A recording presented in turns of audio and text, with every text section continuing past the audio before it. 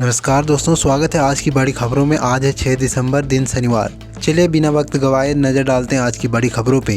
पहली बड़ी खबर है दोस्तों, सीएम नीतीश ने बनाया रिकॉर्ड, लंदन के वर्ल्ड बुक ऑफ रिकॉर्ड्स में आया नाम। लंदन ने बिहार के मुख्यमंत्री नीतीश कुमार को लगातार 10 बार शपथ लेने की उपलब्धि के लिए मान्यता दी है। जेडीयू नेता संजय झा ने इसे बिहार के लिए गौरव का क्षण बताया। नीतीश कुमार ने 2000 में पहली बार मुख्यमंत्री पद संभाला था। उनकी राजनीतिक यात्रा में कई गठबंधन और उतार चढ़ाव शामिल रहे हैं। अगली बड़ी खबर की ओर बढ़ते दोस्तों, राहुल के सम्मान में राष्ट्रपति भवन में डिनर। राहुल खड़गे को न्योता नहीं, शशि थरूर को बुलाया।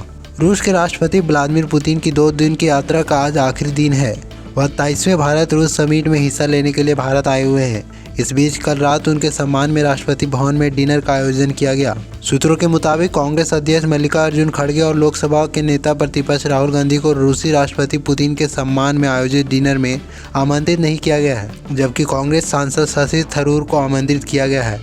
यह खबर ऐसे समय पर सामने आया जब एक दिन पहले कांग्रेस सांसद और लोकसभा के नेता प्रतिपक्ष राहुल गांधी ने कहा था कि आमतौर पर परंपरा है कि जो भी बाहर से आता है वह लीडर ऑफ अपोजिशन से मिलता है। ऐसा वाजपेयी जी, मनमोहन सिंह जी की सरकारों के दौरान होता था, लेकिन आजकल विदेशी मेहमान या जब मैं विदेश जाता हूं तो केंद्र सरकार उन्हें लीडर ऑफ अपोजिशन से ना मिलने की सलाह देती है।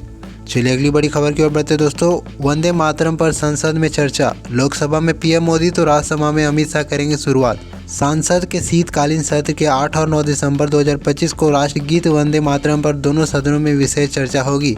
प्रधानमंत्री नरेंद्र मोदी और केंद्रीय मंत्री इस चर्चा को संबोधित करेंगे।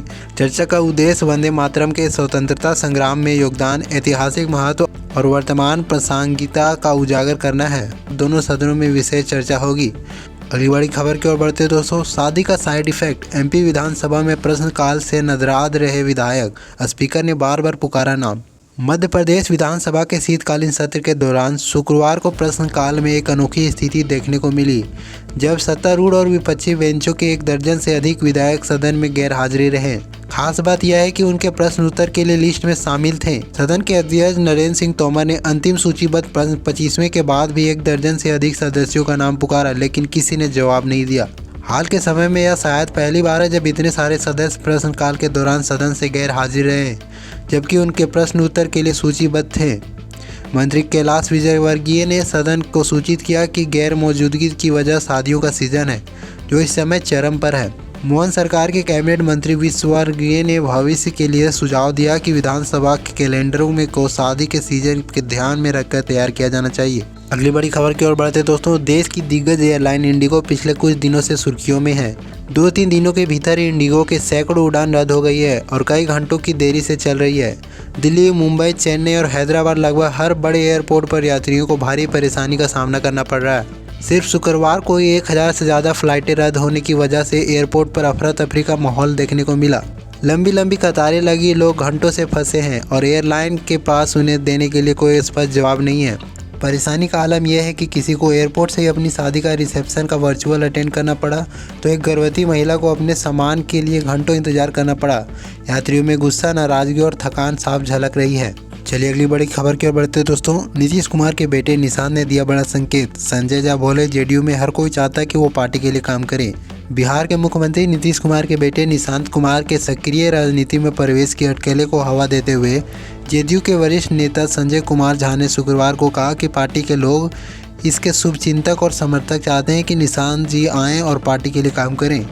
उन्होंने यह टिप्पणी निशांत कुमार की मौजूदगी में की, जिन्होंने हाल ही में विधानसभा चुनाव में आए नतीजों के बारे में बात की, जिसमें सत्तारूढ़ एनडीए गठबंधन के शानदार जीत हासिल की और जेडीयू ने भी उल्लेखनीय प्रदर्शन किया। निशांत कुमार ने संवाददाताओं से कहा, यह सब जनता का आशीर्वाद है, लोगों ने एक बार फिर हम पर अपना विश्वास जताया है। जेडीयू प्रमुख संजय कुमार झा ने कहा था कि निशांत कुमार को सक्रिय राजनीति में शामिल होने के समय पर निर्णय लेना है। जेडीयू नेता ने संवाददाताओं से कहा कि पार्टी के लोग, पार्टी के शुभचिंतक, पार्टी के समर्थक और पार्टी का हर कोई चाहता है कि निशांत जी मुख्यमंत्री नीतीश कुमार के बेटे आएँ और पार्टी के लिए काम करें। हम सब यही चाहते हैं, अब उन्हें फैसला करना है, उन्हें तय करना है कि वह कब फैसला लेंगे और पार्टी में काम करेंगे। अगली बड़ी खबर की ओर बढ़ते दोस्तों, दूल्हा दुल्हन अपने ही रिसेप्शन में ऑनलाइन हुए शामिल, इंडिगो संकट का असर। हुबली में एक अनोखा मामला सामने आया जहां इंडिगो की उड़ानें रद्द होने के कारण दूल्हा दुल्हन अपनी ही रिसेप्शन पार्टी में शामिल नहीं हो सके। दूल्हा दुल्हन भुवनेश्वर में फंसे रहे और रिसेप्शन में उनका स्थान पर दूल्हा के माता पिता ने रस्में निभाई। दोनों ने वीडियो कॉन्फ्रेंसिंग के जरिए कार्यक्रम में हिस्सा लिया। पूरे देश में पायलटों की कमी के चलते इंडिगो की कई उड़ानें रद्द कर दी गई है, जिसके कारण एक नवविवाहित जोड़े अपने शादी के रिसेप्शन में शामिल नहीं हो सके। अगली बड़ी खबर की ओर बढ़ते दोस्तों, साझेदारों के साथ खींचातान में बीता फडणवीस सरकार का 1 साल। जमीनी स्तर पर अपना ताकत बढ़ाने में जुटी बीजेपी। भाजपा के नेतृत्व वाली महायुति सरकार शुक्रवार को सत्ता में अपना पहला वर्ष पूरा कर रही है। संयोग से इस समय महाराष्ट्र में स्थानीय निकाय के चुनाव चल रही है और भाजपा इस खींचातान के बीच जमीनी स्तर पर अपना ताकत बढ़ाने में जुटी है। 5 दिसंबर 2024 को भाजपा के देवेंद्र फडणवीस ने तीसरी बार मुख्यमंत्री के रूप में शपथ ली थी। उनके साथ ही तनिक मुंह फुलाए शिवसेना नेता एकनाथ शिंदे और प्रफुल्लित दिख रहे रकाम अध्यक्ष अजित पवार उप मुख्यमंत्री बने थे। सत्ता के तीनों शक्तिशाली केंद्र तभी से अपने अपने पार्टी हितों के देखते हुए थोड़ी खींचातान के साथ सरकार चलते हुए दिखाई दे रहे हैं। चलिए अगली बड़ी खबर की ओर बढ़ते दोस्तों, बाबरी मस्जिद बनाकर रहूंगा, नई पार्टी भी बनाऊंगा। ममता के एक्शन के बाद एमएलए हुमायूं कबीर का ऐलान। विधायक हुमायूं कबीर ने मुर्शिदाबाद जिले में बाबरी मस्जिद बनाने की कसम खारी की है। विधायक के इस फैसले से नाराज तृणमूल कांग्रेस ने आज उन्हें पार्टी से सस्पेंड कर दिया है। पार्टी द्वारा निष्कासित किए जाने के बाद हुमायूं कबीर ने कहा कि वह 22 दिसंबर को अपनी नई पार्टी का ऐलान कर सकते हैं। दरअसल टीएमसी ने हुमायूं कबीर को उनके उस बयान के लिए सस्पेंड कर दिया जिसमें उन्होंने दावा किया था कि वह 6 दिसंबर को पश्चिम बंगाल के मुर्शिदाबाद जिले में एक बाबरी मस्जिद का उद्घाटन करेंगे। कोलकाता के मेयर टीएमसी नेता फरीद हकीम ने बताया कि हुमायूं कबीर को उनके बयानों के लिए पहले चेतावनी भी दी गई थी। इसके बावजूद भी वो अपनी जीत पर अड़े रहे, जिसके बाद पार्टी ने उन्हें सस्पेंड कर दिया है। गौरतलब है कि हुमायूं कबीर ने हाल ही में घोषणा की थी कि मुर्शिदाबाद में बाबरी मस्जिद बनाकर ही रहेंगे, चाहे इसके लिए उन्हें पार्टी से इस्तीफा ही क्यों न देना पड़े। उन्होंने यहाँ तक कह दिया कि अगर जरूरत पड़े तो वो बाबरी मस्जिद बनवाने के लिए अपनी जान भी दे देंगे। अगली बड़ी खबर के बढ़ते दोस्तों, Su-57 पर रूस ने भारत का दिया बड़ा ऑफर। जाने कितना अहम है ये फाइटर जेट। रूस से खबर आई कि वह भारत में Su-57 फाइटर जेट का स्थानीय उत्पादन कराना चाहता है। इसके लिए नासिक की HAL फैक्ट्री काम करेगी। अगर ऐसा हुआ तो भारत एशिया में वायुसेना के मामले में वर्चस्व हासिल कर लेगा। ये खबर रूसी समाचार एजेंसी की तरफ से आई है। भारतीय वायुसेना के पुराने जेट्स और कम संख्या की वजह से ताकत कम हो रही है। ऐसे में 5वीं पीढ़ी का स्टील्थ फाइटर जेट Su-57 एक बड़ा मौका बन सकता है। भारतीय वायुसेना को 42 स्क्वाड्रन, आपकी जानकारी के लिए बता दूं, हर स्क्वाड्रन में 18 जेट्स की ज़रूरत है, लेकिन अभी सिर्फ 31 स्क्वाड्रन ही काम कर रही है, यानी करीब 200 जेट्स की कमी है। चीन ने 10 सालों में 435 नए फाइटर जेट जोड़े हैं। पाकिस्तान भी चीन के J-35A जैसे स्टील्थ जेट्स खरीदने की योजना बना रहा है। चीन के पास J-20 जैसा 1000 से ज़्यादा स्टील्थ जेट्स आने वाले हैं। भारत अगर पीछे रहा तो हवाई युद्ध में कमज़ोर पड़ जाएगा। चलिए अगली बड़ी खबर की ओर बढ़ते दोस्तों, चांदी का घोड़ा, मार्बल से बनी शतरंज। भारत आए पुतिन को पीएम मोदी ने दिए 6 अनमोल तोहफे। भारत दौरे पर आए रूस के राष्ट्रपति व्लादिमीर पुतिन को प्रधानमंत्री नरेंद्र मोदी ने 6 खास गिफ्ट भेंट किए हैं, जो भारतीय कला, परंपरा, आधुनिकता और कारीगरी की विविधता का प्रतीक है। इसमें असम की मशहूर काली चाय से लेकर रूसी भाषा में श्रीमद् भागवत गीता शामिल है। भारत दौरे पर आए रूस के राष्ट्रपति व्लादिमीर पुतिन को प्रधानमंत्री नरेंद्र मोदी ने भारतीय संस्कृति, परंपरा और दोस्ती का अनूठा तोहफा दिया है। कुल 6 खास उपहार, जिनमें हर एक उपहार को भारत का आत्मा, संस्कृति, धरोहर का झलक दिखाई देती है। पहला उपहार रहा असम की मशहूर ब्लैक टी। अपने मजबूत स्वाद और खास सुगंध के लिए जाने जाने वाली चाय भारत के समृद्ध खेती और चाय परंपरा की पहचान है। दूसरा उपहार के रूप में मुरादाबाद की पारंपरिक कारीगरी से बना सिल्वर टी सेट दिया गया, जो भारत और रूस की साझा टी कल्चर यानी चाय की परंपरा की दोस्ताना भावना को दर्शाता है।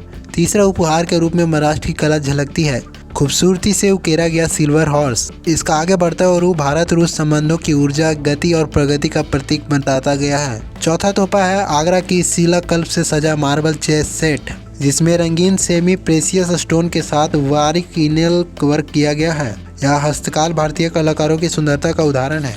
पांचवा तोहफा है कश्मीर का अनमोल खजाना जाफरान केसर, जिसे लाल सोना कहा जाता है और जो GI टैग से सम्मानित है। यह उपहार भारत की प्राकृतिक सौगात के साथ साथ कश्मीर की सांस्कृतिक विरासत को प्रतीक भी है। और आखिर में पीएम मोदी ने भेंट में श्रीमद् भागवत गीता का रूसी संस्करण, जो न सिर्फ आध्यात्मिकता ग्रंथ है बल्कि जीवन कर्तव्य और आत्मचिंतन का मार्गदर्शन देता है। इन उपहारों के जरिए भारत ने न केवल शिल्प और कला का परिचय किया है, बल्कि उस आत्मीय रिश्ते को भी और मजबूत बताया है जो नई दिल्ली और मॉस्को से जोड़ता है। चलिए अगली बड़ी खबर की ओर बढ़ते हैं दोस्तों, पुतिन 2 दिन के दौरे के बाद मॉस्को रवाना, बोले रूस और भारत साथ चले साथ बढ़े। रूस के राष्ट्रपति व्लादिमीर पुतिन का 2 दिवसीय भारत दौरा पूरा हो गया है।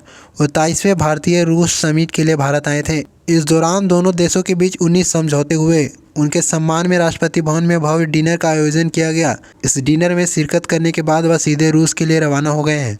इससे पहले पीएम मोदी और पुतिन के बीच हुई मीटिंग में ट्रेड, डिफेंस और एनर्जी से जुड़े कई समझौते पर साइन हुई, जिसका ऐलान दोनों नेता ज्वाइंट प्रेस कॉन्फ्रेंस में किया। 2022 में रूस यूक्रेन जंग शुरू होने के बाद से यह पुतिन का पहला भारत दौरा था।